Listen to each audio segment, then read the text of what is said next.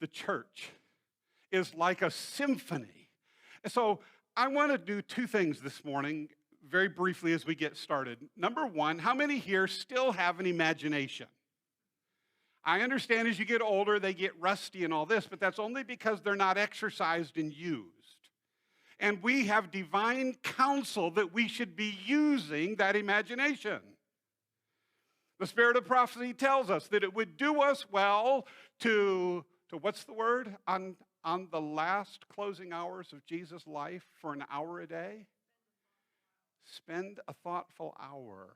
Some folks think of meditation. When you're thinking about these things, does that not conjure up in your imagination a picture? Now, I don't know about the rest of you, but I have ADD. Probably ADHD, but I don't like the H so much. But my walking back and forth betrays me. And so I think in pictures. So as you start describing something to me, my mind is drawing a picture, kind of like the true artificial intelligence that the world thinks is a landmark discovery today. God created it when he created us. Steven Spielberg would pay every last penny he has. The Tesla guy, the Microsoft guy, these individuals would give up their entire wealth to create a video camera that does what your mind and mine does. Because they knew it would make them multiple times wealthy. Let me tell you, case in point, you have the ability, when someone starts saying something, you go back in your mind in a second, and you can start seeing it playing before you. Am I right? You can see that. Here's what Steven Spielberg can't do. He can't edit an already processed film.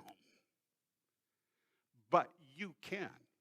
Now, I'm not picking here because this is experiential. But I'll tell you, the best example that I ever have of this is ask a husband and wife who've been married more than 30 years how they met and how they got together and how they got to be married.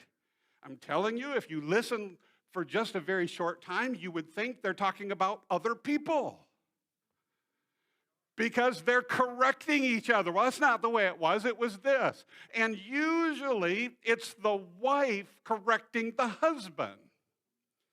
And that's because Scripture even tells us Mary, the mother of Jesus, pondered these things in their heart. Ladies, you have a better historical database in your film than guys do. Okay? So don't take this as a bad thing. I think it's a great thing. I will also ease your pressure for those of you who are under 30 and simply tell you that it will do wonders throughout your life, but you're going to have to wait till your husband grows up. And I've discovered that a husband reaches the first level of adulthood around 70.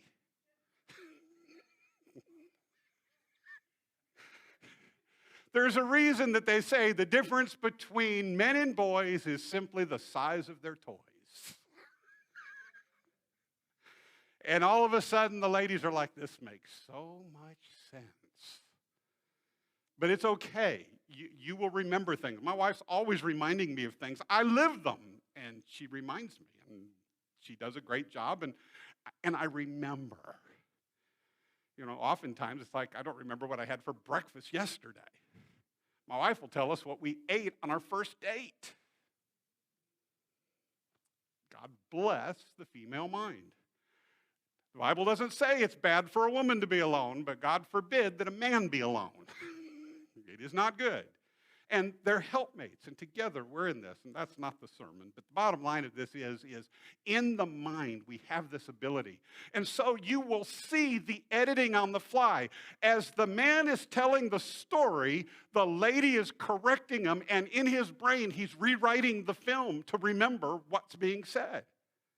You have this ability when you're studying the Bible. When we were doing Sabbath school this morning, there was probably not a person here who had not already studied in some point in their life a portion of the topics that were presented today. And in that moment, all of a sudden, it's like, ooh. And it comes back to our mind for us to share. Meanwhile, when we pull that clip up, we begin to flesh it out with more information. So as we continue to study the Bible, the videos we make in our mind become better and better and better and better because they're more filled out. Which is why when a person says, well, I read the Bible through once, so I'm good, they're missing so much. Missing so much. So I believe, number one, that we have the ability to create movies in our head. Number two, I believe that the Bible is both a physical book and a spiritual book. Okay, I'm going to ask a trick question here because it's reversed what I've often asked. But how many here have never served in the military? Okay? So we cannot sing Onward Christian Soldiers. We cannot sing Soldiers of Christ, right? Because we're not soldiers. Oh, but wait a minute. We're spiritual soldiers. We're in a spiritual army and a spiritual battle. We talked about that at Sabbath school, right? Thy word is a lamp unto my feet and a light unto my path. So tonight around 9 or 10 o'clock at night, maybe 11 or 12, for those of you who venture out later, are still awake. When you need to go to the restroom, don't turn on a light, grab your Bible. And you're going to kick something. Because it's not going to light your way. But what the Bible tells us is just as physical light physically lights our way, so spiritual light lights our spiritual way. You believe that? Okay, so this is the point on which I am talking, these two things. So how you create your movie. You may have never thought about what we're going to talk about briefly today. You may just be starting with a blank film. That's okay. Chances are there's bits and pieces that you'll pull in, and we make this together. And then, of course, we've all grown up, especially those who've been in the Seventh-day Adventist Church for years. We understand that spiritual principle of physical and spiritual. We are a prophetic church, but we also claim to be a prophetic movement. What I want to talk about today is why in the world we're not moving as a movement. The church is a symphony. I guess you can see it behind me. I want you to picture in your mind, I don't care if you close your eyes or keep your eyes open, doesn't make any difference. But I want you to picture in front here that this is filled with a symphony orchestra. And in the pictures, you can see the strings. You can probably picture in your mind that there's a drum section somewhere. There's the woodwinds. There's the brass. There may even be choral where they're going to sing. Can you picture that? Now, I don't know if you're picturing something small or something grand. It's your video. It's your movie. But now I want you to add sound to your movie. The conductor has just told them that we're going to go live and begin our first song in about 3 minutes. So everybody warm up. Can you hear it? In fact, if truly you're hearing it, you want to put your hands over your ears because it's bedlam. There are sounds that are loud. There's music going on. Every instrument is making a sound, but since it is not in harmony, it creates disharmony. It's a dissonance in the brain. And we're almost thrilled just simply by the fact when the conductor goes up and taps that baton and it all stops. You go, whew. Yet, in a matter of seconds, he will raise that baton He'll start a movement, and the music that follows just fills your soul. Can you hear it? Can you feel it? And yet, we could hardly take 20 or 30 seconds of all the instruments playing, but we could listen forever to the beautiful music that comes from this orchestra. Who's the conductor in the church? Because I think you understand where we're moving with this thing here pretty quick. The bottom line is, I believe that more times than not, the church is in warm-up mode than it is in performance mode. That people hear us warming up, and let me tell you, just as it created a dissonance in your head, so does a church not firing on all cylinders will create a dissonance to its guests, its visitors, and even many times more so to the actual members of that body. We're nearing the end of time. Jesus is soon to come. We know this. We've taught this. We've preached this. We believe this. But I'm here to tell you that in the world, the ever-changing world in which we live, the church is often irrelevant. Be preaching, I don't know if you know that the conference has a digital church that goes at 7 o'clock on Friday evenings because we're not in competition with other churches, but we have people that live in areas where there are no churches. And so we encourage them to go to local churches, but you can actually be a member of this church. We have several members, people that have transferred the membership in there. We have a physical pastor at the conference office who's the pastor of that digital church. According to the North American Division, it's the first one. Doesn't matter. In fact, the bad news is, after COVID, or rather during COVID, what opportunities did we miss? You know? The number one need of those who are between the ages of 18 and 35 today, the biggest thing that they're looking for in their church that they believe is absent from the church, you know what it is? Connections. That's like third on the list. That's good. Yeah, that's right up there. Number one on the list. What would you think it is? How about doctrine? No, let me tell you, we got that one down. Okay? You know what they're looking for in the church and they're not finding it? Grace. Grace. Are we not a grace-filled church? Yeah, probably not. Probably not. Why? Because I'm not always graceful. Okay? You let the cat out of the bag when I said, because people ask, well, how do you know what to preach on? It's like I look in the mirror and I figure out what that person needs. And most of the time I've discovered I'm in good company. There are days, we love Jesus, right? So we keep our cool. Don't raise your hand. Anybody have an argument on the way to church this morning? Did a car pull in front of you today and you kind of gave a statement of disapproval? Now, it may not have been verbal, it may not have been physical, but in your mind, you're throwing it. And it happened to me. I drove 3 hours plus to get here this morning, and it was an easy drive. I mean, it wasn't hard, beautiful drive. It was getting warmer, and I drove out of rain. First hour was in rain, and the second hour was in overcast, and the third hour was in sunshine.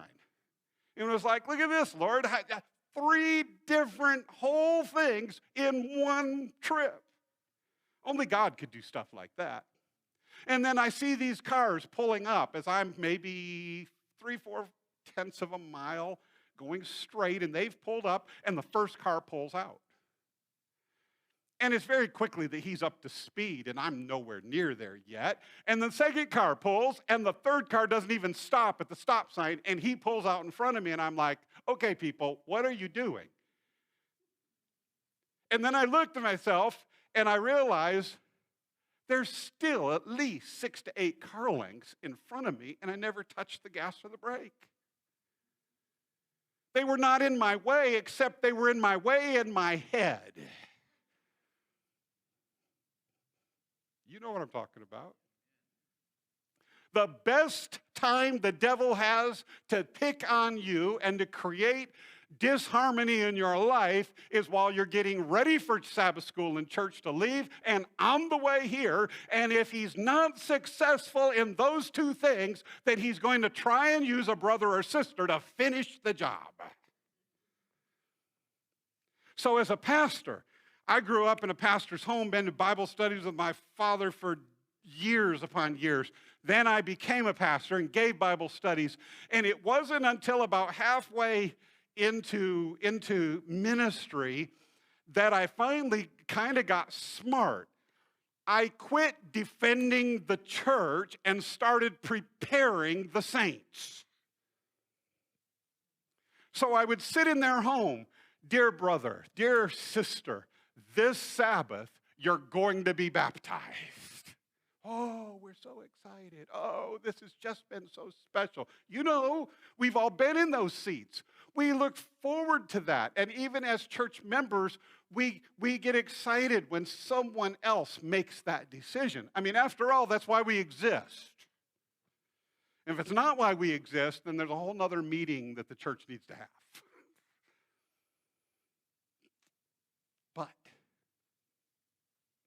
as I would sit there, I would say to the individual, I would read the text that we had, unity with one another. It's sweet. Different Bible translations use different words, but to be in harmony, to be in unity with our brothers and sisters. And I would just say to them, I'd say, you know, I don't want to hurt your feelings here, and I don't want to burst your bubble. But I want to prepare you. It is not a matter of if. It is simply a matter of when someone in the church, not outside the church, not in the church, is going to offend you. Oh, well, they wouldn't do that, would they? Yes, they actually would. Okay? Not meaning to, would they? I mean, don't raise your hand. That's why let the Lord work on our hearts. This isn't confession time in the church. That will come later in your devotions if the shoe fits. Or rather, when the shoe fits. Okay? May not fit today, but that's all right. There's another Sabbath coming. There's more Sabbath to come. And so I had to teach. And it took me a few years to finally get it to where I was happy with it, because there's no human illustration that accurately depicts heavenly things. Okay, they all break down because they're human. They're our experience. Oh, this is wonderful, but then at some point it falls off because God is better. There's a saying that Ellen White has said, and I paraphrase it a little different. Higher than the highest human thought is where we can't even be in our thinking. The highest I can get in my thinking doesn't measure up to the least of his thinking. Okay? He's just, God is so much more than us. But he accepts us, and he listens to us, and he hears us, and he understands. Let's go back for a second. I'm going to come back to this lady in the Bible study. Let's come back to the orchestra. Anybody here have children or grandchildren at some time in your life that did a school activity that you went to watch? It was a play, it was a musical, it was a talent show. You know what I'm saying? Okay, you have all that. Did they sound like Michael Bublé? No. But my bet is that your attention was more riveted there than on any concert you could buy a ticket to. Why? Because of the relationship. These were my kids. It doesn't matter what they do. The fact that they got up and they sing in their hearts. You've seen that. You can even hear that in your mind. They're singing. They don't even catch one note correct. And there's tears coming down your eyes, not because of how horrific the music is, but how much joy it's bringing to your heart. Do you know what we call the ability to do that? Grace. That's bathed in love. That's how we do it in schools, right? How many 8th graders have to take a college test? How many 1st and 2nd graders are required to know what the 7th and 8th graders know? Okay. Now we move it into practical terms in the church. And I'm going to use one, and I apologize, I'm not trying to be contentious here, but not everybody believes the same. Now, we have a belief on the Sabbath. But you'll notice there's not a fundamental belief on Sabbath keeping. And we're probably very wise not to do that. Why? Because there are different places. Do you know that in Iran, the Seventh-day Adventist churches will spend all Sabbath afternoon in soccer matches? Because that's their number one form of evangelism. And they're not allowed to play soccer through the week. They don't have that capability as far as out on their own, not just with the schools. And you go to other places. I grew up where it was okay to wade in the water on Sabbath, but you couldn't swim. So the question that I asked my mother that I regretted asking was, so Mom, show me where on my leg it becomes a sin. Wherewith my mother pointed out yet other sins of mine, and I was in trouble for quite some time because I was being lippy, which I wasn't. That was my ADHD trying to figure it out. I want to know if there's right and wrong. I want to know where the line is, don't you? You know, I thought it was okay. But we have people who believe and carry Ellen White books to church and leave their Bibles home. And we have people at the far side who don't believe in the ministry of Ellen White. And yet, most somewhere in between, but all are Seventh-day Adventists. Right? She's not attesting truth. But have we ever thought that just because, here's what I think happens. I think, and I'm pointing to backs of churches where baptistry are, and some bring in baptismal tanks or whatever, but I believe when someone is baptized, somehow the rest of us feel that when they go into the water, they're the old self, and when they come out, they have all knowledge and all experience. And yet, I always tell people, because I get asked this by people all the time as a pastor, so what's the difference between going into the baptismal tank and going out? And I said, really, there's one. Well, what is it? You're wet. And they're like, no, really. No, I'm telling you the truth. You're wet. Well, what? Doesn't something happen when I'm in the water? No. The decision you made to be baptized is where the change took place. You're already on the path. When you come to the water, you're simply, if you want to call it selfish, I can't see it that way, but what you're doing is you're following through as a public witness so that other people see that. And you're not doing it for you, you're doing it for Jesus. See? And so I'm not trying to be light with baptism. I'm not trying to be light with any of it. One of the greatest mistakes we make in the church, and I can't believe that this doesn't happen in Sunday churches or other churches, but God doesn't give us all. He's given you that are members here authority over this church. And he's given me influence over 100 churches in Alabama, Mississippi, and the Panhandle of Florida. And so that's the narrow eyesight. I'm not even worried about what's happening in Maine, Florida, or in other conferences. God has people in those places, in those churches. But I think one of the greatest things that happens in our mind and in our head, and it's the best of intentions, is that when a person is new in the faith, we want to take their hand and get them to where we are as quickly as possible so they don't have to experience some of the things that they'll experience during that time. And I'm going to jump for an illustration totally out of this and just say, how many of you love debt? How many of you love being in debt? Come on, nobody? Often there's one person, I love debt. Not really. It takes 10 minutes to get into debt and a lifetime to get out. So guess what I teach my children? Avoid debt at all costs. Now, I'm not talking about a house. I'm even teaching them not to even finance a car. We pay cash for cars. We buy those Dave Ramsey-ish cars, and we run them 100,000 miles, and I think my son's car cost me $3,500. He drove it for 3.5 years.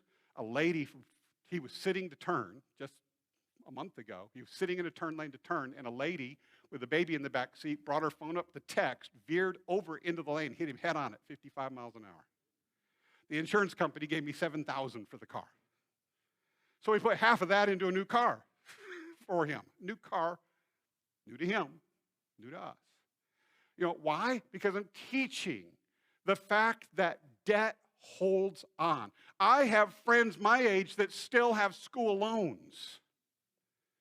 And during this part where the president did his nice thing, and they've done it in different administrations by putting those on hold, when the payments finally pick back up, they'll lose like 7 or 8 years worth of payments because of all the interest that reaccrues. Nobody does anybody any favors. Best favor you can do is get out of debt.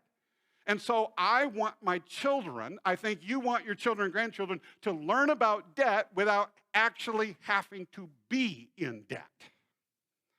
And the same philosophy that runs about that, we try and do on Sabbath keeping, a healthy lifestyle, and you go around, we got 28 fundamental beliefs that you could apply this to. And we want to save them the trouble. Here's the problem with that philosophy. As wonderful as your intentions and mine are, I am a product of being able to learn from my own mistakes in my own walk with Jesus. I remember several years back, the Lord impressed on me that I needed to do better with my health. And he impressed that it had to be diet and exercise. Ooh, I remember this. It was really good. I went home. Kids were living at home then, upper elementary school. My wife was there, and I'm like, hey, guys, we need to do better with our health. Well, I was a little mystified at their non-excitement. Well, what are you talking about? Well, this is what I mean. I'm talking and talking and talking. And I couldn't understand why they weren't as excited about this journey as I was. And then after some prayerful thought, I came back to the understanding because I thought, wouldn't God in his wisdom work on you as a couple or as a family? Wouldn't that be the neat thing to do? Hey, we need the Smiths to work on health, so I'm going to impress all of them. They're all going to come home and go, oh, hey, we need to, yeah, that's not a real world. Because you see, we're all in different places with relationship with God. My wife was a different place.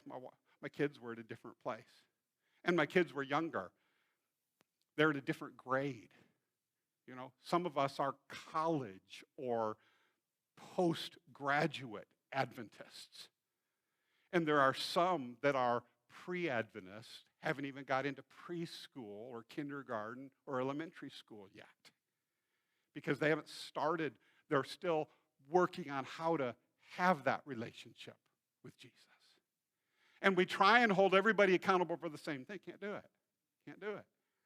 And so I had to come to the realization that God, in his wisdom, would work on me. So you know, and God put it back in my mind. He gave me some very personal revelations of himself, of how he had worked this very thing in my own and my wife's very lives prior to the kids. And when he showed me that, I was reminded that unity does not mean sameness or uniformity. It doesn't mean, like when you picture the soldiers marching left, right. Pathfinders are learning how to drill and the about faces, when they're in there, they are in unity in their actions.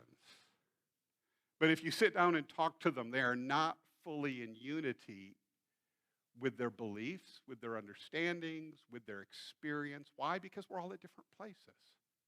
And so I would tell the lady and her husband or whatever family I was working with, I would tell them, you know what? Let me remind you of this. Nobody gets angry because a hospital is filled with sick people. We get upset when we go to the ER and we have to wait.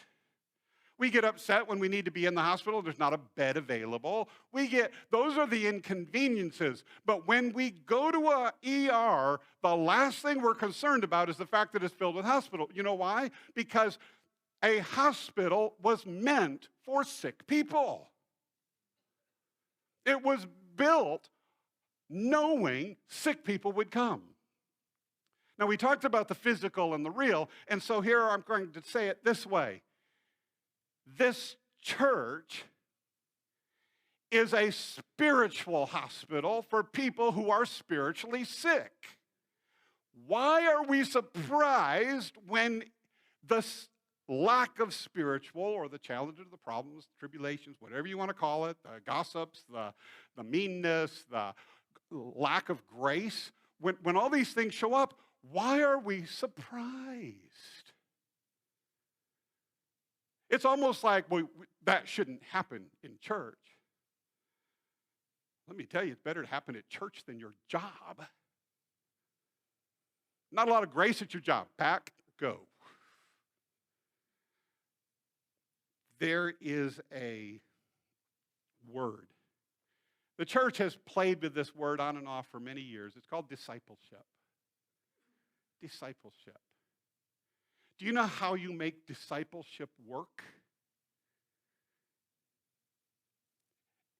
The very root word of the word discipleship, what's the word that it really means behind the scenes? Discipline. Discipleship is truly discipline. Now, in the United States, we tend to confuse discipline with punishment. Jesus discipled his disciples. Peter, put the sword away. We're going to talk later. That's discipline. Jesus executed discipline with the Sabbath school lesson today. Peter, hey, I want to walk on the water with you. Come on out. Perfect. I'm out there. And as he gets out there, he's looking to Jesus. His life has never been like this up to that moment in his entire life. This is the greatest thing that has ever happened to him. And in a moment of humanity, he says, hey, I want the guys to make sure they're seeing this. And he turns to look to the guys. He takes his eyes off Jesus, and what happens? He sinks. And Jesus reaches out and keeps him from drowning. And the moment his eyes were back on Jesus, everything was okay. But we do the very same thing. We take our eyes off Jesus when we put our eyes on someone else's shortcomings. And then we think we're justified by holding the rules. My friend, when I go to the doctor, I don't often tell the doctor what I think he needs to do. Now, I'm not going to go into all of this, but I go to very special doctors. I go through many doctors before I find one who will work with me. Okay? I'll pay for a visit, and then I'll never go back. I'll go to another visit, never go back, till I find one who will work together with me. But working together with me still doesn't make me the expert. I'm the expert on me. I know what I feel, and I'll explain it to the best of my ability. But I expect that their training with my information will help them help me. Now, I may argue with the doctor because I'm a person that doesn't like pills. Okay? I don't take pills. If I take a pill, you know it's bad. That's even headaches. I don't even like them. Just don't care for them. But there are times when you get sick and it's like, you got to take this. It's an infection. You got to take this. Okay.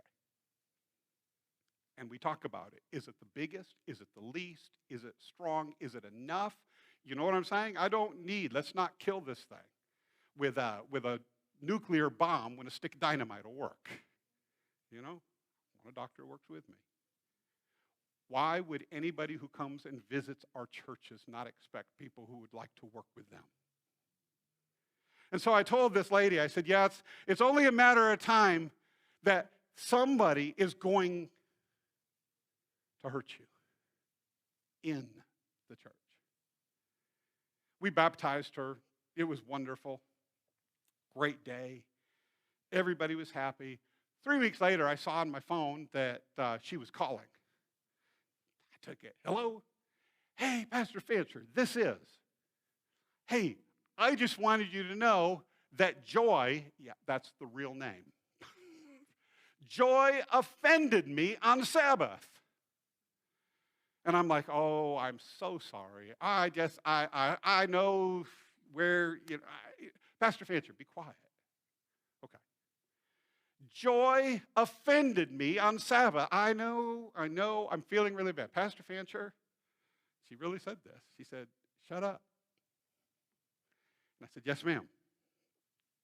She says, she offended me this last Sabbath, and I could tell from what she was saying, I was taken back. I didn't know what to do, but God brought back what you had told me to do.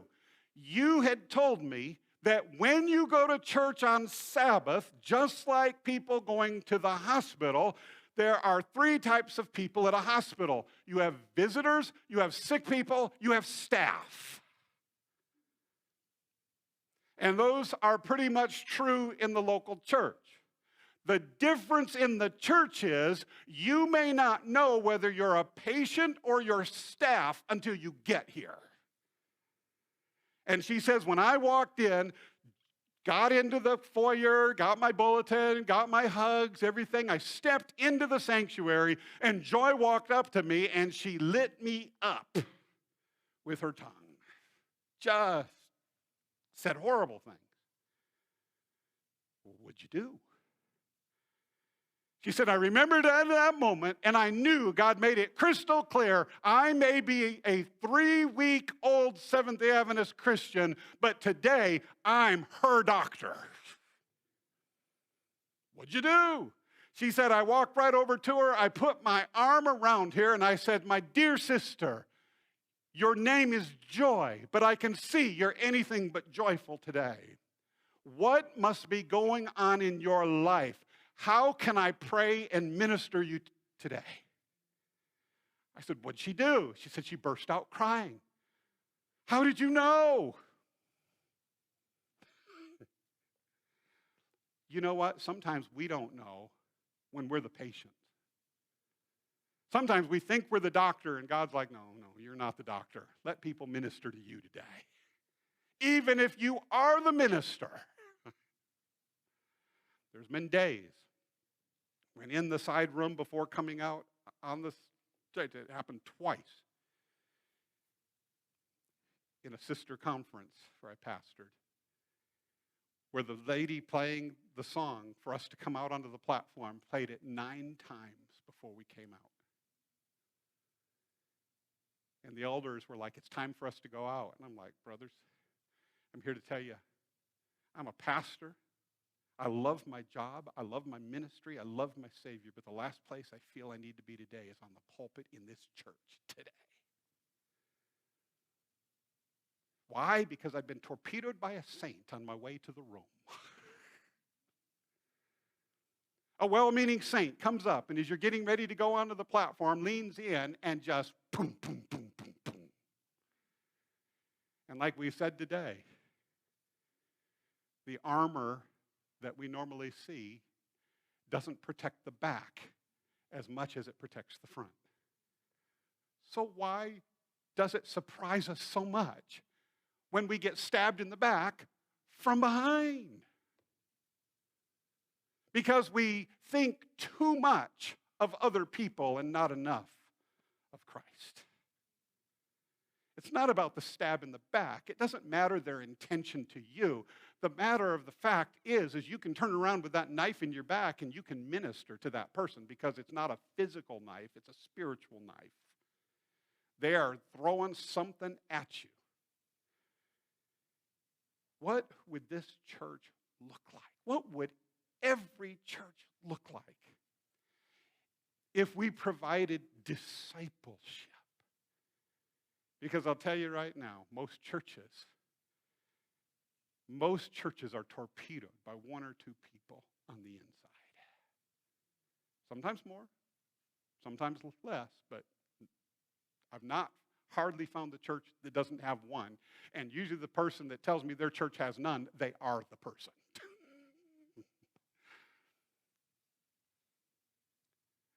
We're to love these people. Jesus died for those people. This church was created for those people, and they were created for me because my walk with Jesus, I've had arguments on the way to church, even if it's with myself. I've had arguments with God. Any of you wrestle with God verbally? Where you walk and you're arguing with God. God, I get it, that's what your will is for my life, but God, not my choice. Not my choice.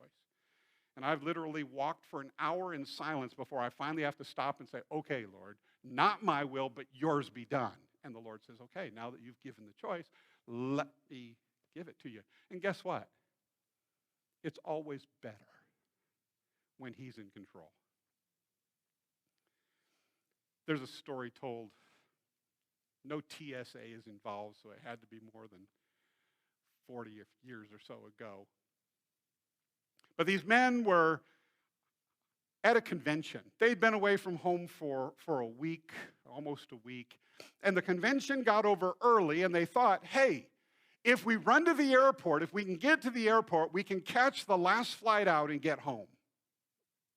And so they quickly packed, got a cab, and they got to the airport. And if you can have that video in your mind, you can see them. They're running through the airport and running down the terminals, trying to get to their plane.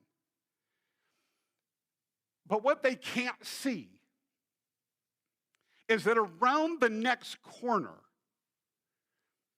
there is a lady who has a small table with bags of apples on them that she's selling to the passengers. Add to that the fact that she's blind. She can't see. So she didn't quite get the table out of that line, but you couldn't see it till you got around the corner. And if the first guys weren't watching, when they came around pulling their luggage, they'd do a little bit of a hop and pull because all of a sudden they turned the corner and there was this table. Well, they tried saying something, but when you're running, things go fast. You're not talking. And the last guy comes around there. He moves his suitcase rapidly, but the wheel of the suitcase catches the leg of the table, and that table just flies up into the air. It is raining apples. Apples are just rolling across the floor. The table is tipped over, and his friends see what's happening and says, keep running. Don't miss the plane. And so he speeds back up to be up with them, And when he turns to look, he realizes that the last picture he will ever have in his mind is of all the people standing around and this blind girl on her hands and knees trying to feel for apples in a several hundred square foot area. You know, today people would be standing there with their, okay? So we do. We don't help, we document, you know? And so that was before the times. They didn't have the camera, so they all just stood there. Everybody stood there. It was like somebody clicked and time stopped in that second, and everybody stopped. The rest of the guys kept running. As he turns around, he hollers to him, "Tell my wife I'll take the first plane in the morning. See her tomorrow." And he comes back. He sets his suitcase down there, and he reaches down, and he helps the lady up. And he takes her by the arms, and he moves her back, and he stands there and tells her to wait there a moment. He gets the table upright, and he moves the table over there and puts her hands on the table. So now she has some knowledge of where she is and this comfort feeling that he knew he had robbed her of.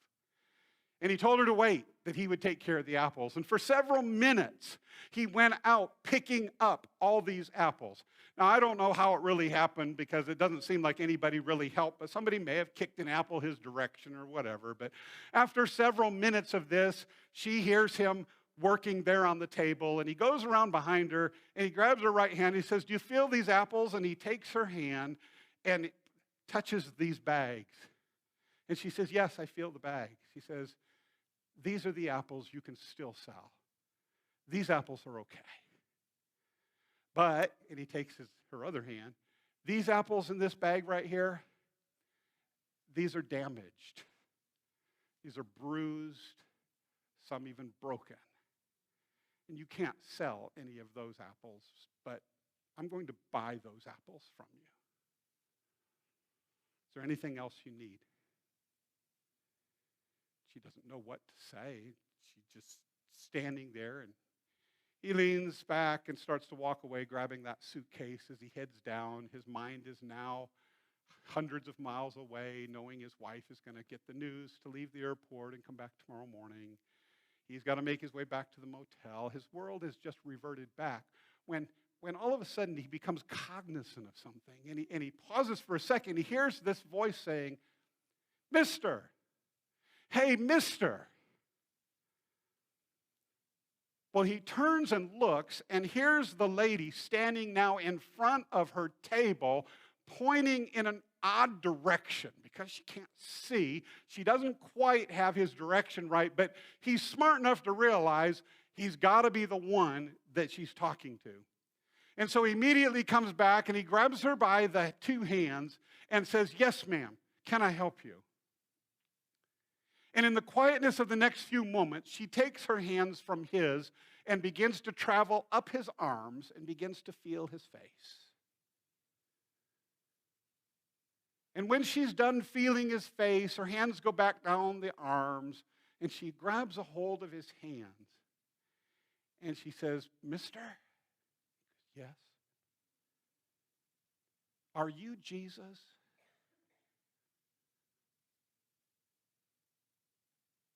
I'm telling you,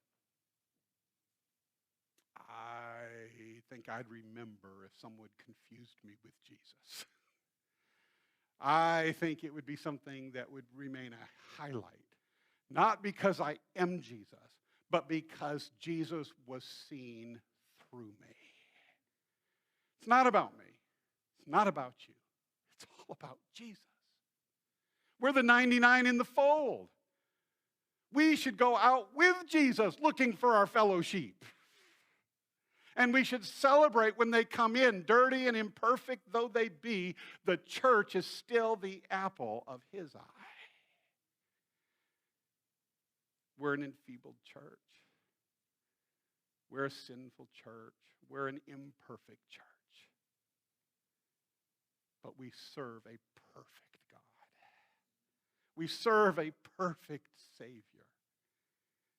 In your pastor's study, you have the beginnings of that poem. I've had it in one of my Bibles for years. "Lord, make me a nail on the wall. a little further down, that I might hang a bright picture of thy face. I want to be a nail, don't you? That we can hang a picture of Jesus. That when people look at us, they will say, man, they might not have it all together, but boy, they know how to exercise grace and love. I know they love me. I know they accept me for who I am. There's a song that is each one of our testimonies. And we sing it, and most people don't even realize because it's just become a standard hymn. Amazing grace, how sweet the sound that saved a wretch like me. See, we're so far from the wretch stage in our head, we don't even realize that from day to day, we're still wretches from time to time. We're still imperfect. We have our bad days. But thank God, we still have Jesus. And we still have grace. My friends, it's not if you'll get hurt in the church. It's only a matter of when. And then it's a matter of how we will react in that moment. May we be instruments of the hand of God to others around us who are hurting. May people see Jesus in us. I'm not worth remembering, but he's worth never forgetting. May God grant to us, while we remain on this earth, the ability to hold Jesus in one hand and search for others with our other. What a church we can be. What a church we will be.